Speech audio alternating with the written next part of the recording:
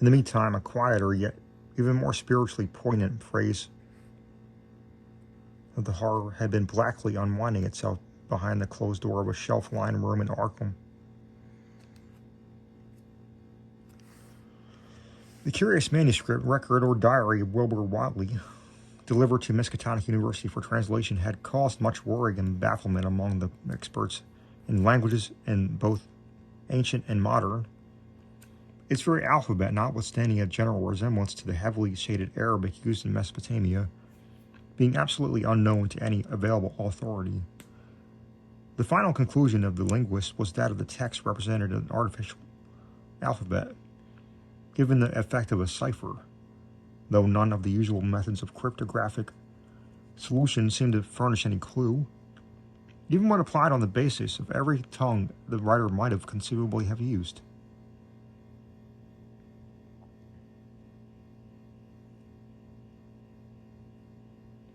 The ancient books taken from Wiley's quarters, while absorbingly interesting in several cases, promising to open up new and terrible lines of research among philosophers and men of science, were of no assistance whatever in this matter. One of them, a heavy tome with an iron clasp, was in another unknown alphabet, this one of a very different cast, resembling Sanskrit more than anything else.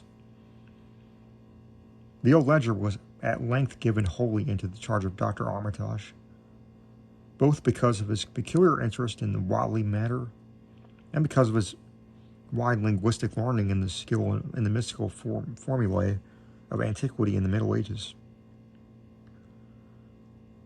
Armitage had an idea that the alphabet might have been something esoterically used by certain familiar cults which have come down from old times, and which have inherited many forms of and traditions from the wizards of the Saracenic world. That question, however, he did not deem vital, since it would be unnecessary to know the origins of the symbols, if, as he suspected, were used as a cipher in the modern language. It was his belief that, considering the great amount of text involved, the writer would scarcely have wished the trouble of using another speech than his own, save perhaps in certain special formulae and incantations. Accordingly, he attacked the manuscript with a preliminary assumption that the bulk of it was in English. Dr. Armitage knew from the repeated failures of his colleagues that the riddle was a deep and complex one, and that no simple mode of solution could merit even a trial. All through late August, he fortified himself with the massed lore of cryptography, drawing upon the fullest resources of his own library, and waiting night after night amid the arcana of Trithemis.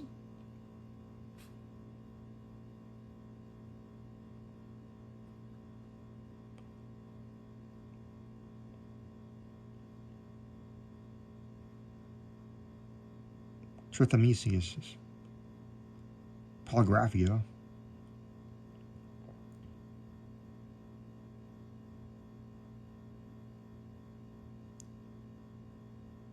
Giambattista's Portus, De Furtivius Literarum Notis, De Visionaries, Traite, De Chiffres, Falconer's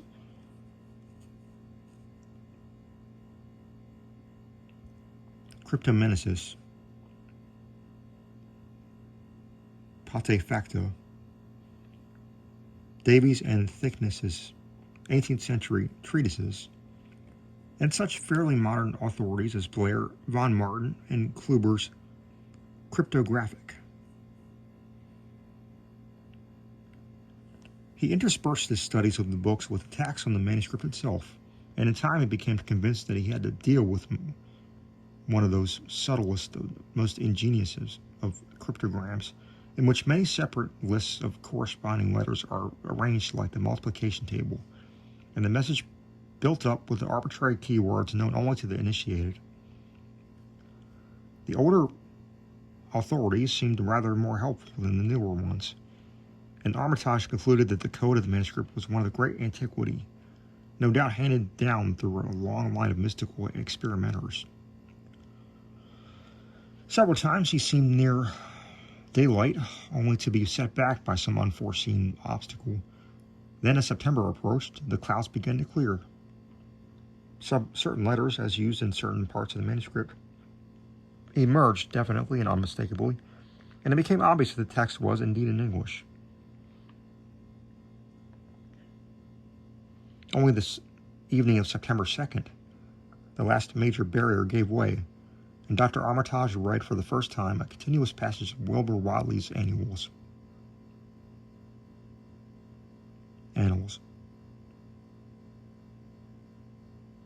It was in truth a diary, as all had thought, and it was couched in a style of clearly showing the mixed occult erudition and general illiteracy of the strange being who wrote it. Almost the first long passage that Armitage deciphered, an entry dated November 26, 1916, proved highly startling and disquieting. It was written, he remembered, by a child of 3.5 who looked like a lad of 12 or 13. Today, the Aklo for the Sabbath, it ran, which did not like it being answerable from the hill and not from the air, that upstairs more ahead of me than I thought it would be, and is not like to have much earth brain. Shot Elam Hutchins, Collie Jack, when he went to bite me, and Elam said he would kill me if he dashed. I guess he won't. Grandfather kept me saying the dough formula last night. DHO. And I think I saw the inner city at the 2 magnetic poles. I shall go to those poles when the earth is cleared off. If I can't break off with the dough, HNA formula, when I commit it. They from the air told me that at Sabbath that it will be years before I can clear off the earth.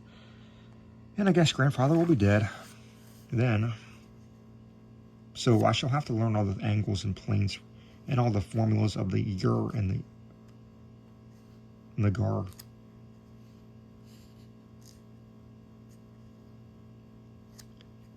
They from outside will help, but they cannot take body without human blood. That upstairs looks like it will have the right cast. I can see it a little when I make the Vorna shine, or blow off the powder of Ibn Ghazi at it. And it is near like them at May Eve on the hill. The other face may wear off some. I wonder how I should look when the earth is cleared and there are no earth beings on it. He that came with Aklo Sabbath said I may be transfigured, there being much of outside to work on. Unquote.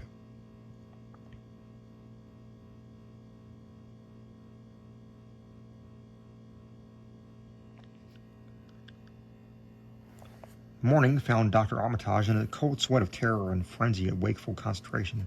He had not left the manuscript all night, but sat at his table under the electric light, turning page after page with shaking hands as fast as he could decipher the cryptic text. He had nervously telephoned his wife he would not be home, and when she brought him breakfast from the house, he could scarcely dispose of a mouthful. All that day he read on, now and then it halted maddeningly as a reapplication of the complex key became necessary. Lunch and dinner were brought him, but he ate only the smallest fraction of either. Toward the middle of the next night, he drowsed off in his chair, but soon woke out of a tangle of nightmares almost as hideous as the truth as menaces to man's existence that he had uncovered. On the morning of September 4th, Professor Rives and Dr. Morgan insisted on seeing him for a while. He departed trembling and ashen gray. That evening he went to bed, but slept only fitfully.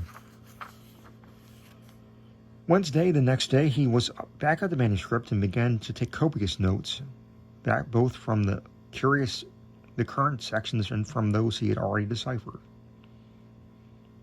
In the small hours of that night, he slept a little in the easy chair in his office.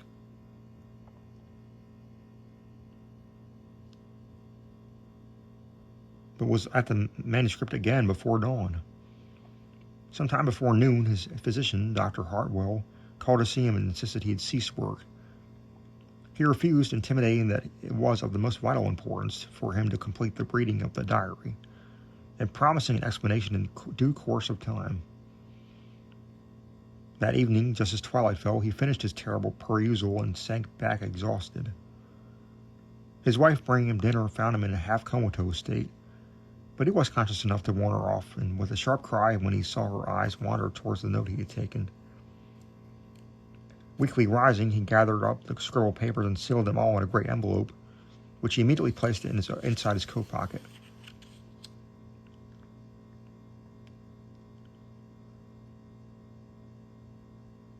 He had sufficient strength to get home, but was only so clearly in need of medical aid that Dr. Hartwell was summoned at once.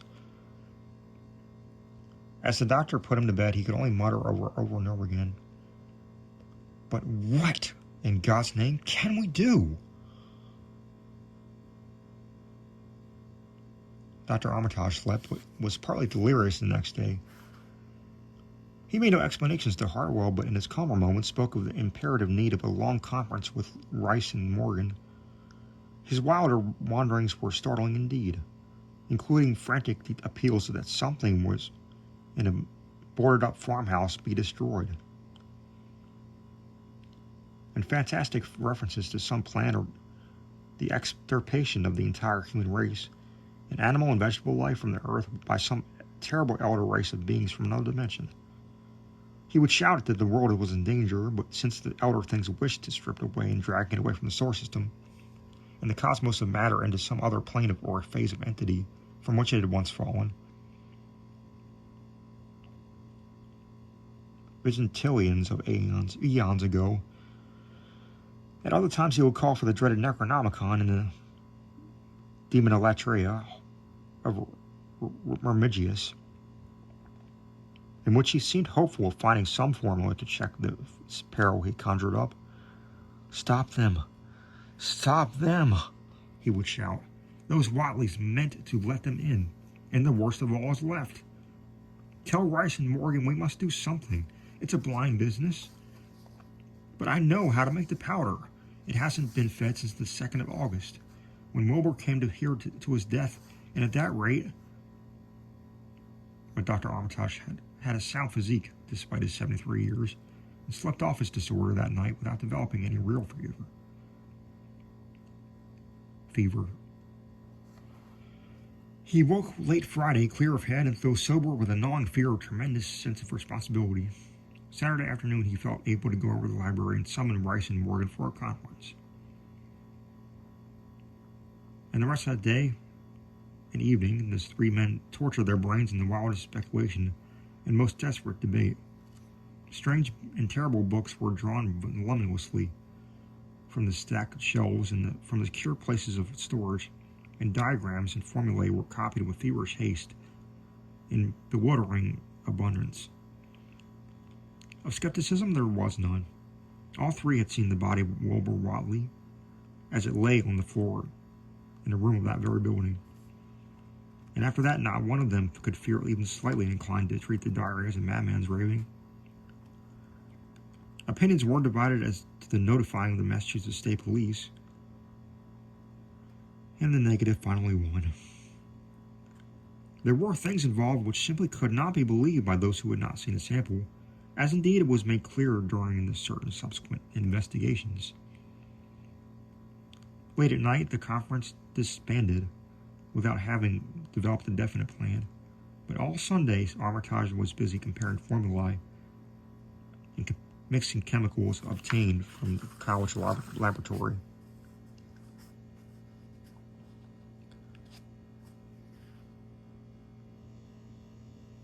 The more he reflected on the hellish diary, the more he was inclined to doubt the efficiency.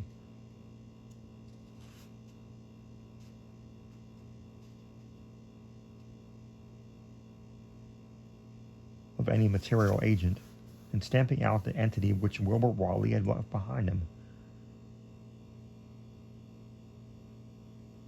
The earth-threatening entity which, unknown to him, was to burst forth in a few hours and become the memorable Dunwich Horror.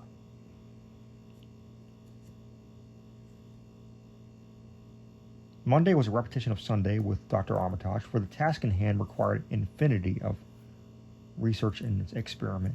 Further consultations of the monstrous diary brought about various changes of plan, and he knew that even in the end a large amount of uncertainty must remain. By Tuesday he had a definite line of action mapped out, and believed he would try a trip to Dunwich within a week. Then on a Wednesday the great shock came. Tucked obscurely away in a corner of the Arkham Advertiser was a facetious little item from the Associated Press telling what a record-breaking monster the bootleg whiskey of Dunwich had raised up. Armitage, half stunned, could only telephone for Rice and Morgan. Far into the night they discussed, and the next day was a whirlwind of preparation on the part of all. Armitage knew he would be meddling with terrible powers, yet saw there was no other way to annul the deeper and more malign meddling which others had done before him.